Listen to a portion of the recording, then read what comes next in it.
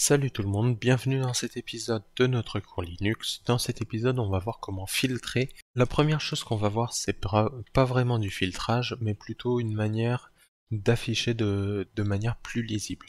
Imaginons que j'affiche, on va prendre par exemple var log / syslog, donc les journaux du système. Si je les affiche avec un 4, on voit que là il y a vraiment beaucoup de choses. Ok, donc pour les afficher, on va utiliser des pagers. Les pagers, ça va afficher mais sous forme de page. Donc on a la commande more qui va nous afficher donc le début de notre fichier. Elle a vraiment affiché que le début. Et là on voit en bas qu'on est dans la commande more. Et en appuyant sur entrée, on fait afficher une ligne supplémentaire. Comme ça on peut avancer ligne par ligne. En appuyant sur espace, on fait avancer d'une page entière. Parcourir de façon plus lisible et plus simplement notre fichier qui est vraiment très très grand. Donc ça, c'est la première chose, c'est more, et l'autre c'est less qui va faire à peu près la même chose. Donc là, encore une fois, on a les deux points qui sont apparus en bas à gauche, et on peut afficher une ligne supplémentaire ou appuyer sur entrée pour tourner une page. CTRL C, là on va pas quitter avec CTRL C, on va appuyer sur Q pour quitter. La différence entre more et less, c'est que quand on a utilisé more, toutes les pages qu'on a tournées, toutes les lignes qu'on a affichées, elles restent dans le terminal quand on quitte notre more. Alors que quand on quitte less, il n'y a rien qui reste dans le terminal. Donc là je fais un less, il y a une page, deux pages, trois pages, j'appuie sur Q pour quitter, il reste rien dans mon terminal. Si je fais more, là j'ai une page, deux pages, trois pages, je fais Q pour quitter, et on voit que les pages sont restées dans mon terminal. Donc voilà la différence entre ces deux pagers. Maintenant on va voir une autre manière de filtrer qui va être head. Donc head c'est pour ne garder que les premières lignes d'un fichier. Donc on va faire un head, on va utiliser l'option "-n" pour dire combien de lignes on veut, et on va faire "-n1". Donc en faisant ça, on affiche notre fichier syslog, ensuite on fait un head, donc c'est-à-dire qu'on prend la tête du fichier, on prend le haut du fichier, et on ne prend qu'une seule ligne. Là, on n'en a pris qu'une, on peut choisir d'en prendre 10. Et ainsi de suite. Donc voilà pour head, on garde seulement les lignes du début. On ne garde que les premières lignes. De la même manière, on a tail, donc la queue du fichier, qui va fonctionner exactement pareil, à la différence que là on garde la fin du fichier, les 10 dernières lignes, ou juste la dernière ligne. Donc voilà head et tail. Un autre petit truc qu'on peut faire, je vais vous montrer ça avec une autre commande, par exemple faisons un ls-l de /etc. Et ensuite, on va utiliser sort. Sort, ça sert à ranger dans l'ordre alphabétique. En faisant ça, on va avoir tous nos fichiers qui sont rangés dans l'ordre alphabétique, au lieu de les ranger avant d'une autre manière. Alors non, en fait, par défaut, notre sort, en fait, tout simplement, il a rangé tous les dossiers d'abord, puis ensuite tous les fichiers. Donc par défaut, c'est comme ça qu'il fait. Par contre, si on avait fait juste un ls, si on fait juste un ls de /etc, c'est rangé un peu n'importe comment. Par contre, un ls-l et qu'on pipe avec un sort, là, on est rangé en mode alphabétique. Nous avons un autre outil qui est extrêmement pratique. Donc là, si on reprend notre syslog, on voit il y a pas mal de choses. Et il va notamment y avoir des choses sur notre service SSH qu'on a lancé dans un épisode précédent. Donc ce qu'on va faire, c'est qu'on va utiliser la commande grep. Grep, ça sert à attraper certains caractères ou certains mots. Donc on va essayer d'attraper toutes les lignes qui contiennent SSH. Donc là, il nous a attrapé. Donc on a affiché tout le fichier syslog. Et grep s'est chargé de n'afficher que les lignes qui contiennent le mot SSH. De la même manière, on peut faire un grep -v, donc ça c'est à l'envers. Au lieu d'attraper tout ce qui contient SSH, on va attraper tout ce qui ne contient pas SSH. C'est à ça que va nous servir le -v. Il y a pas mal de choses VirtualBox, on peut par exemple choisir de faire disparaître toutes ces choses, toutes les lignes qui contiennent VirtualBox. Oh, on a pas mal de choses. Donc on a pas mal de choses parce qu'en fait le nom de la machine contient VirtualBox. Une petite particularité, ça contient VirtualBox avec un B majuscule et un V majuscule. Si je mets un B minuscule, il me remet à tout attraper parce que il respecte la casse. Si on veut pas qu'il respecte la casse, on peut mettre l'option I. Avec l'option I, il ne respecte pas la casse. Donc peu importe comment on lui écrit les choses ici, il prendra. Donc on va par exemple prendre Network Manager. Donc là, il nous a affiché toutes les lignes qui ne contiennent pas Network Manager. Donc très utile pour filtrer les sorties de nos commandes. Une commande un peu différente qui va nous servir à filtrer également. Donc là, on va afficher notre fichier etc_passwd, on va travailler là-dessus. On va utiliser la commande cut. Donc la commande cut, elle va nous servir, alors je vais réafficher mon fichier. La commande cut, elle va nous servir à couper un fichier suivant certains critères, à couper une sortie, enfin des éléments suivant certains critères. Donc on va lui mettre un -d, donc le -d ça va être le délimiteur. Par exemple sur notre fichier passwd, on va choisir comme délimiteur les 2 points. Parce que entre chaque colonne, c'est bien les 2 points qui délimitent les différentes colonnes de notre fichier. Donc on va lui dire -d, et ensuite on va faire un -f, f qui signifie field, et on va pouvoir lui dire ici le champ, donc la colonne qu'on va sélectionner. Donc on coupe par rapport aux 2 points. Si on prend la première colonne, on va obtenir les noms des utilisateurs. Donc -f1, on obtient tous les noms des utilisateurs, et seulement les noms des utilisateurs. Donc SSHD, Toto, VBoxAdd, etc., etc. Car on a coupé suivant les 2 points. Après on peut faire un virgule pour choisir plusieurs colonnes simultanément. Donc on peut par exemple sélectionner les 1 et la 3. Par exemple si on veut les noms d'utilisateurs avec leur UID. Et théoriquement avec un tiret, on peut sélectionner de la 1 à la 3.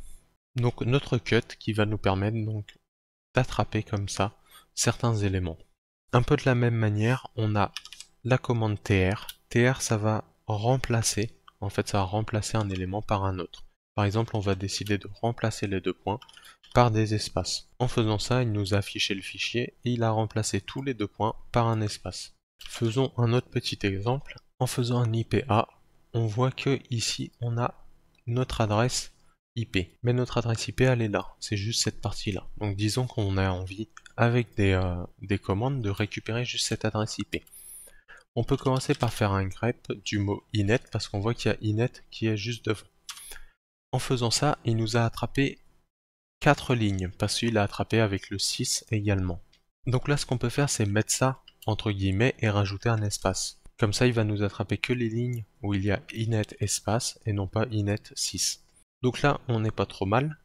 Seule petite chose qui nous reste à faire c'est n'attraper que cette ligne là. On voit que cette ligne c'est la deuxième. Donc on peut tout simplement faire un tail -n1 pour attraper que la dernière ligne. Maintenant qu'on a ça, on voit qu'il y a des espaces qui séparent chacun de nos éléments. Donc on va utiliser un cut. Notre délimiteur ça sera l'espace. Et le champ qu'on veut sélectionner, ce sera a priori le deuxième. Sauf qu'ici on voit qu'il y a plusieurs espaces. 1, 2, 3, 4. Donc ça veut dire que inet c'est le 5e champ. Voilà, le 5e champ c'est inet, parce qu'on a 4 espaces qui sont là devant. Donc ici, ce n'est pas le 2e champ comme on aurait pu le penser, en fait c'est le 6e champ. Et voilà comment avec 1, 2, 3, 4 petites commandes, on a pu extraire notre adresse IP très facilement. On peut imaginer faire des petits scripts qui vont récupérer notre adresse IP assez facilement. À ce moment-là, autre chose qu'on pourrait faire, juste pour se compliquer un peu la vie, on va remplacer les slash par des espaces. Voilà. Et une fois qu'on a fait ça, je vais décider de cut encore une fois par rapport à l'espace et de choisir le premier champ. Et comme ça, j'ai retiré le masque de sous-réseau /24. Oh, il y a évidemment plein d'autres possibilités de récupérer cette information. Deux autres petites choses. Une commande un peu particulière, on va voir la commande awk, qui est pas vraiment une commande, mais plus en fait un langage à lui tout seul. Ça permet de scanner des patterns et puis d'exécuter des actions sur ces patterns. Donc là on va par exemple, on va lui dire awk, donc il va scanner un pattern, et on va lui dire $print, donc $print c'est pas $print mais juste print pour lui dire d'afficher, et $1 pour lui dire le premier élément. On va juste appuyer sur entrée, là on va pouvoir entrer des informations. Donc je vais lui rentrer un tas de caractères, A, B, C, D, E, F, G. Et vu qu'on lui a dit de printer juste le premier élément de ce pattern, il va simplement nous afficher A. Donc en appuyant sur Entrée, il nous a simplement affiché A. Maintenant, ce que je peux faire, c'est faire $nf. nf, ça veut dire le dernier élément du pattern en question. Donc là, on va lui redonner A, B, C, D, E, F, G, H. Et donc, il va nous afficher A, parce que $1, c'est le A. Et $nf, donc le fin de la ligne.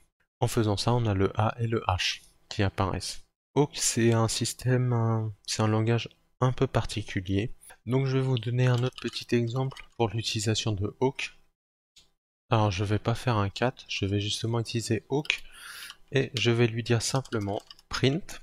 Donc il va simplement afficher quelque chose et je vais lancer ça sur le fichier toto.txt. Donc le fichier toto.txt, il contient les pings que j'ai envoyés dans un épisode précédent. En faisant le awk print toto.txt, il a simplement affiché le contenu du fichier toto.txt. Maintenant je peux lui dire d'afficher seulement le premier élément. Donc là on voit c'est un 64, pas des masses d'informations ici. Donc disons qu'on ait envie d'attraper que l'adresse IP et le temps. On va pouvoir par exemple faire un print, donc l'adresse IP c'était 3 je crois, non c'était 4. Donc 4 pour attraper l'adresse IP, bon, c'est toujours la même mais quand même on peut l'attraper. Et ensuite on va attraper je crois le 8ème, non, le 7ème donc, le 7ème pour attraper le temps. Donc voilà un exemple pour utiliser Awk. C'est un langage qui est un peu particulier mais que, une fois maîtrisé, peut être vraiment très puissant. Un peu de la même manière, on a une autre commande qui s'appelle sed qui va nous permettre donc de filtrer et d'éditer des fichiers. Donc sed, on va devoir lui mettre entre parenthèses ce qu'on cherche. Donc on va commencer par un %, ça veut dire dans tout le fichier. Ensuite on va lui dire tu vas me rechercher 127.0.0.1 et ce 127.0.0.1 on va lui dire de le remplacer, donc là on va lui dire par quoi on veut remplacer. Disons 1, 2, 3, 4. Ensuite on met un /r pour lui dire de remplacer. Alors je crois que j'ai inversé, en fait je crois qu'il n'a pas besoin du %, qu'il faut mettre le R ici. Évidemment que je me trompe, c'est un S, pas un R, donc S pour substitut. Donc là on lui dit tu vas substituer 127.0.0.1, toutes les occurrences de 127.0.0.1 par 1, 2, 3, 4 dans le fichier toto.txt.